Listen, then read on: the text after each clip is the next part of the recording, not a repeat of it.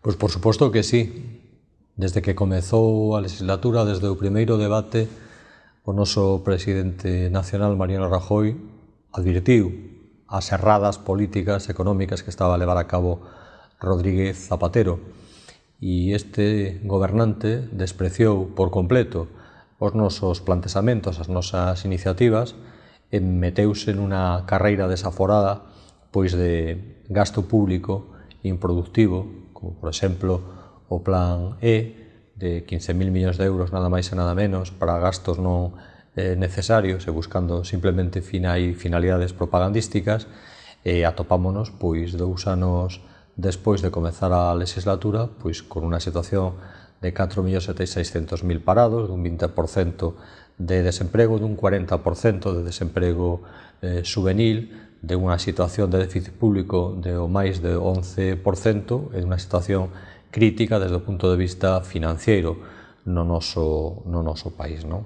En ese contexto, pois o goberno socialista pois foi incapaz de tomar decisións a tempo e agora pois veñen impostas pois pola Unión Europea e son recortes que van a agravar pois a xente que ten pois máis problemas e menos recursos. É moi fácil pois congelar os salarios dos pensionistas, as pensións, é fácil pois rebaixar o soldo dos funcionarios, pero que non é capaz o goberno socialista de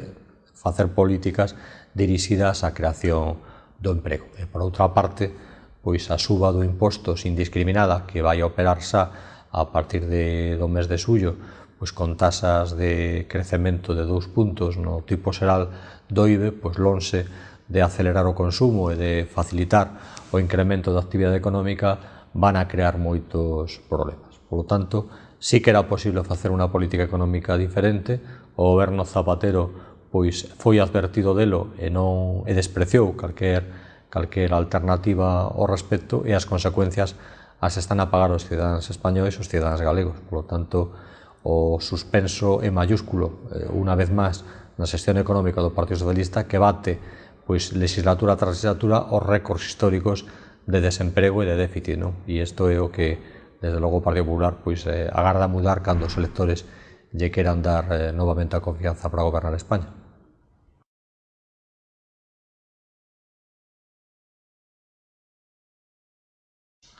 Bueno, a reforma laboral é absolutamente necesaria. Desde logo, o que non é de recibo é estar 2 anos agardando por unha reforma que acaba de chegar, que é unha reforma incompleta, que é unha reforma que non resolve temas pois esenciais, como é o tema da negociación colectiva ou da intermediación laboral, que é unha reforma máis organizada en torno ao abaratamento do despido, que máis a incentivación do emprego, pois efectivamente vai a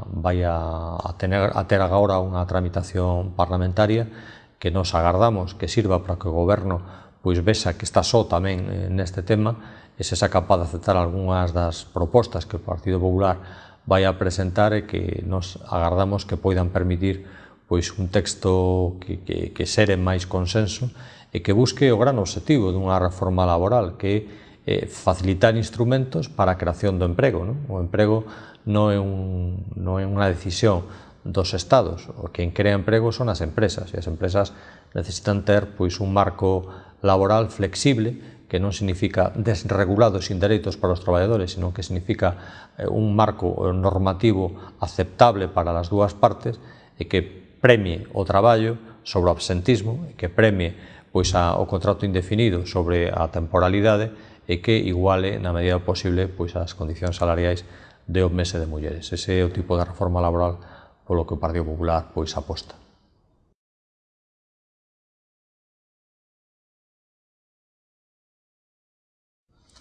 Pois certamente hai sectores na actividade económica galega, como o sector de automoción, pois que seguen a necesitar pois axudas e estímulos á compravenda de vehículos, compravenda de coches. Un plan 2000 que funcionou pois cunha aportación estatal, e que en Galicia houve outro plan que tivo un extraordinario éxito, pero o goberno socialista pois ten decidido non manter estas axudas ata final do ano 2010, pese a que poden chegarse a perder máis de 160.000 vehículos de venta no conxunto do país. O Partido Popular pois está apostando polo mantemento destas axudas, pois polo menos ata que remate, repito, este ano, e así pois contribuir por unha parte o mantemento do emprego nas fábricas, o mantemento do emprego nas plantas auxiliares de componentes que tantas hai en Galicia, o mantemento de emprego na rede comercial de distribución de vehículos, non? Por lo tanto, este como outros sectores necesitan de políticas de estímulo. Non se pode simplemente facer unha política económica de recortes, unha política económica de suba de impostos. Hai que incentivar aqueles sectores que están en condicións de facer logo un retorno fiscal importante. Hai que pensar que por cada 500 euros que o Estado invertiu pois en un vehículo, mediante unha axuda directa, pois retornou 3.200 ás arcas estatais vía impostos e tasas. Por lo tanto, hai incentivos que sí serán retorno fiscal e outros que non o serán. Por lo tanto, políticas de apoio ao sector do automóvil son políticas que ha defendido e defende o Partido Popular.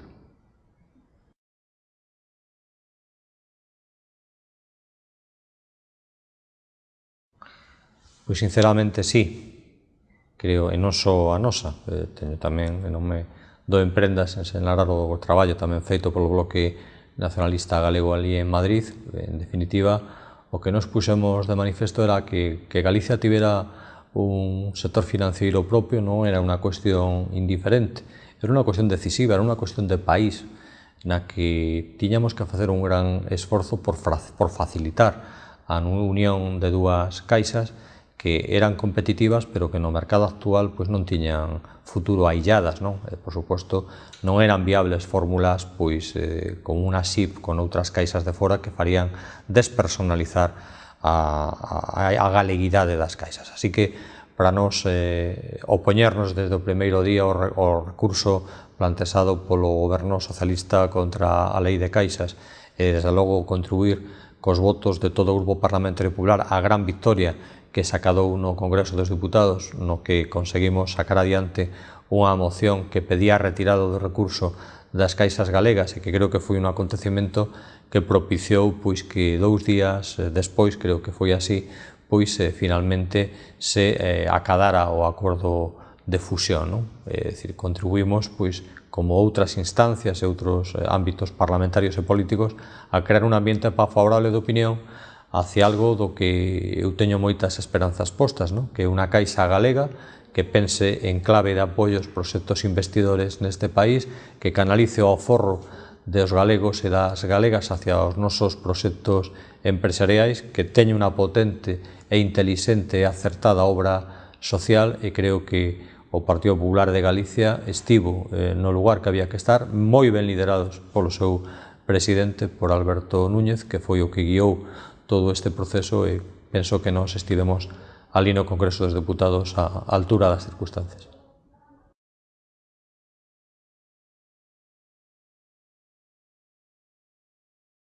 E que non o está a apoiar. Eu non coñezo ningunha política seria de apoio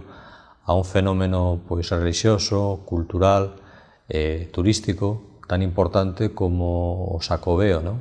A negativa, pois, por exemplo, a aproveitar algúns actos da presidencia europea pois para darlle máis presencia a Santiago e Galicia. A negativa de facer pois un sorteo pois para o Xacobeo que contribuiría ao financiamento pois de tantas actividades que hai que facer neste ano, que é un ano problemático desde o punto de vista orzamentario para sacar adiante o Xacobeo, pois amosan a falta de compromiso político pois do Partido Socialista con un Xacobeo que xa se amosou que non tiñan ningún interese en apoialo pois desde o primeiro momento en que, cando chegou o goberno de Núñez Feijóo á Xunta de Galicia, pois atopouse con que non había absolutamente nada preparado. Ali no Congreso dos Deputados pois presentamos moitas iniciativas lideradas polo deputado santiagués, don Gerardo Conde Roa, que é concelleiro desta capital de Galicia e que se esforzou moitísimo en reclamar e facer todas estas peticións, pero